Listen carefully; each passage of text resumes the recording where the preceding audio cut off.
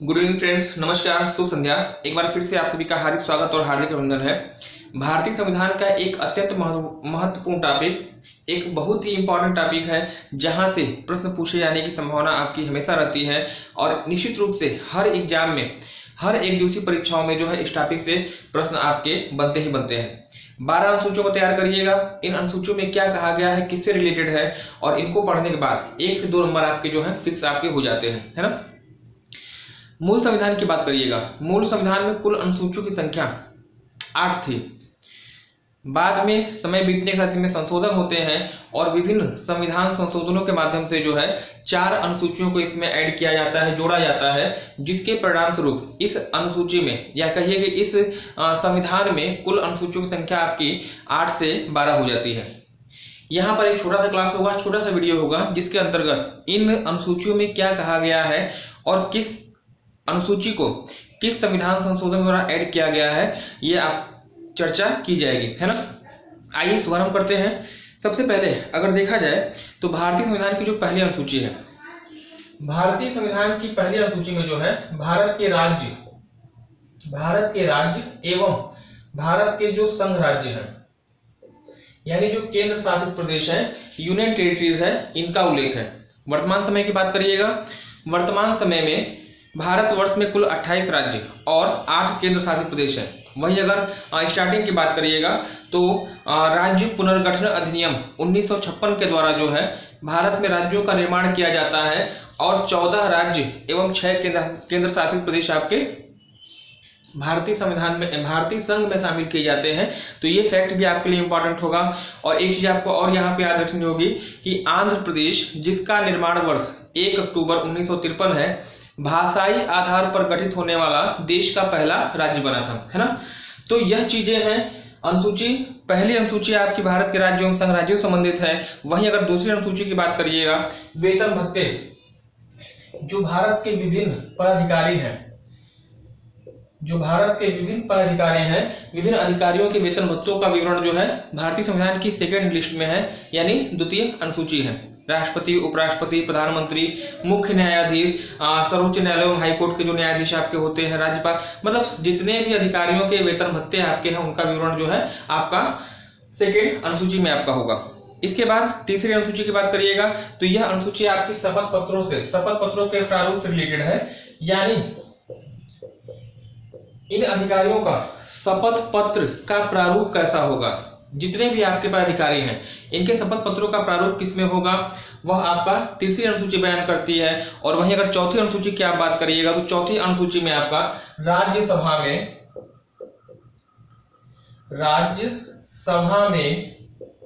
सीटों का आवंटन किस प्रकार से है, यह आपका निर्धारित करती है चतुर्थ अनुसूची।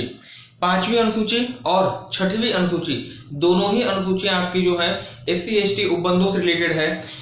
जो पांचवी अनुसूची है उसमें जो है अनुसूचित जाति यानी शेड्यूल कास्ट और शेड्यूल ट्राइब, अनुसूचित जाति के उपबंधों को अधिनियमित किया गया है, उपबंध इसमें शामिल किए गए हैं। और सबसे ज्यादा इंपॉर्टेंट जो आप लोग के लिए होगी, जो एग्जाम में आपसे पूछी जाती है, वह छठवीं अनुसूची है।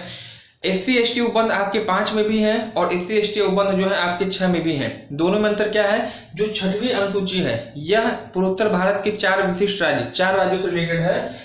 ATM स्क्वायर याद रखिएगा, ATM स्क्वायर, है ना। A से आपका असम, T से आपका त्रिपुरा, M2 है, मतलब एक M से आपका मेघालय हो जाएगा और एक आपका जो है मिजोरम।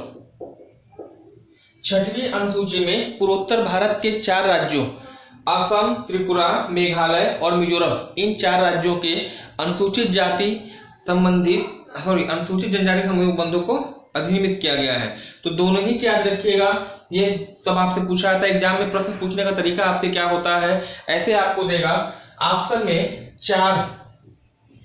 4 राज्यों का नाम आपको दिया जाता है। कहेगा क्या, एक ऑप्शन में आपको देगा असम, मेघालय, मणिपुर और एक ऑप्शन में आपको देगा त्रिपुरा।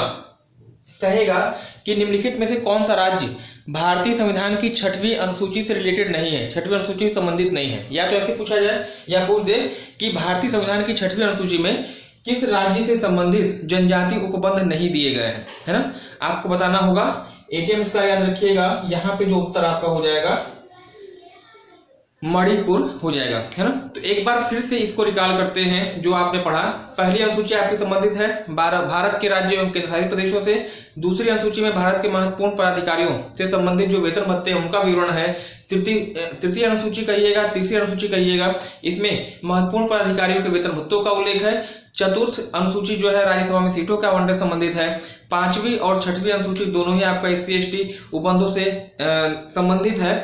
और 5वीं में आपका SC/ST उपबंध है। और वही 6वीं की अगर बात करिएगा तो 6वीं में असम, मेघालय, त्रिपुरा और मिजोरम, इन 4 राज्यों के जनजाति उपबंधों को शामिल किया गया है। शुरुआत की 6 आपकी क्लियर हो गई। अंतिम 6 की अगर बात करिएगा, एक मिनट, अगर आप अंतिम 6 अनुसूचियों की बात करते हैं तो जो 7वीं अनुसूची है वह आपकी संबंधित है केंद्र राज्य संबंधों से। केंद्र राज्य संबंधों का इसमें विवरण दिया गया है। और यहाँ पे ध्यान रखिएगा, बहुत ही इंपॉर्टेंट अनुसूची है ये, हमेशा एग्जाम में आपसे बनता है प्रश्न। 3 तरह की अनुसूचियां भारतीय संविधान की 7वीं अनुसूची में 3 तरह की सूचियों का उल्लेख है। एक संघ सूची, एक राज्य सूची और एक आपका जो है समवर्ती सूची। संघ सूची यानी ऐसे विषयों का समूह जो कि संघ स्तर पर, केंद्र स्तर पर महत्वपूर्ण होता है और इन पर नियम और कानून बनाने का अधिकार जो है वह केंद्र सरकार को हो, है ना। ऐसी सूची को आप संघ सूची के अंतर्गत रखते हैं और इसमें वर्तमान समय में आपके 100 विषय शामिल हैं।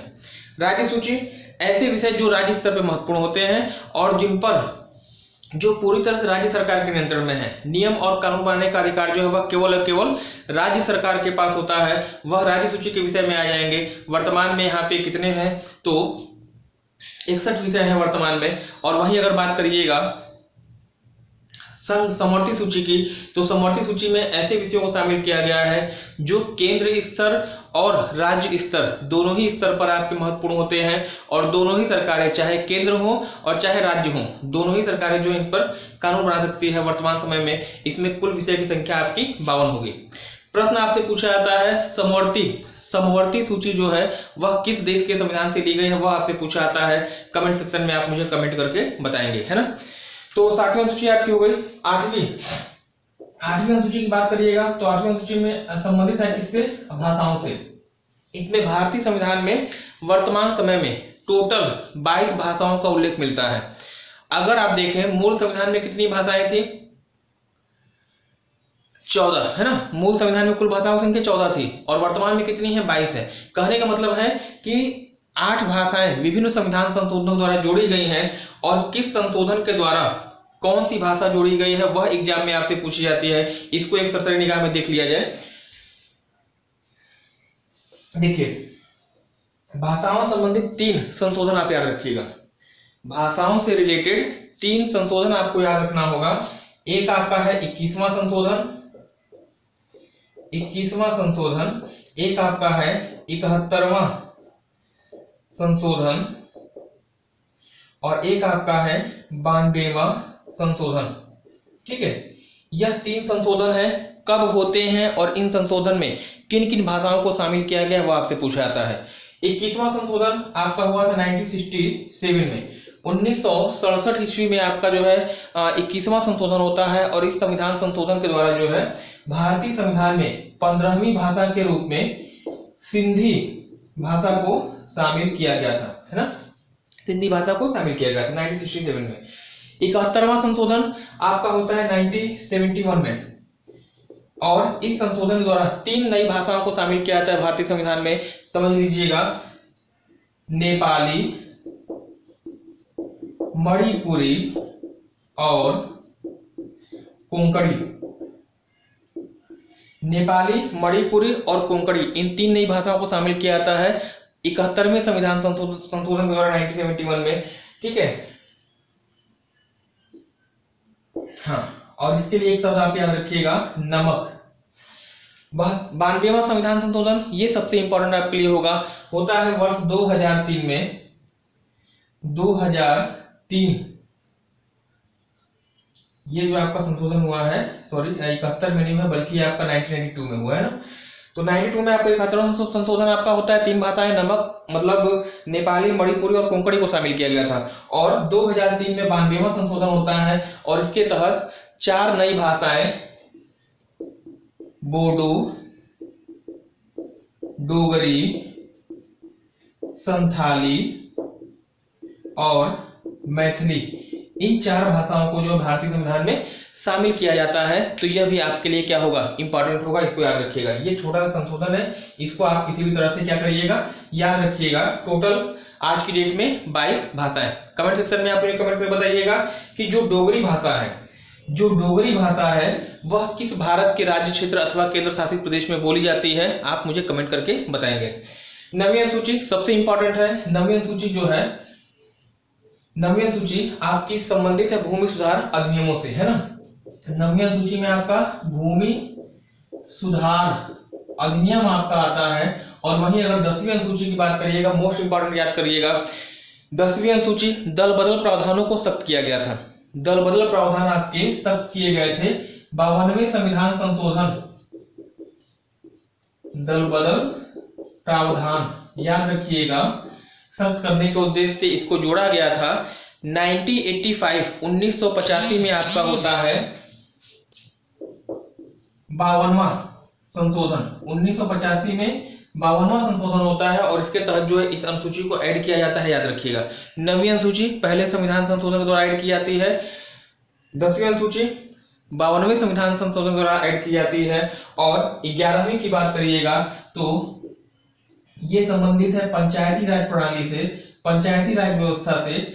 और यह कब ऐड की जाती है, 73वां संविधान संशोधन याद रखिएगा। 1992 में 73वें संशोधन के द्वारा जो है पंचायती राज व्यवस्था को भारतीय संविधान में शामिल किया गया था। और सबसे लास्ट में अगर देखा जाए तो आपका 12वीं अनुसूची जो कि नगर पालिका उपबंधों से रिलेटेड है और ये 92 में ही 74वें संविधान संशोधन के द्वारा आपकी ऐड की जाती है ना।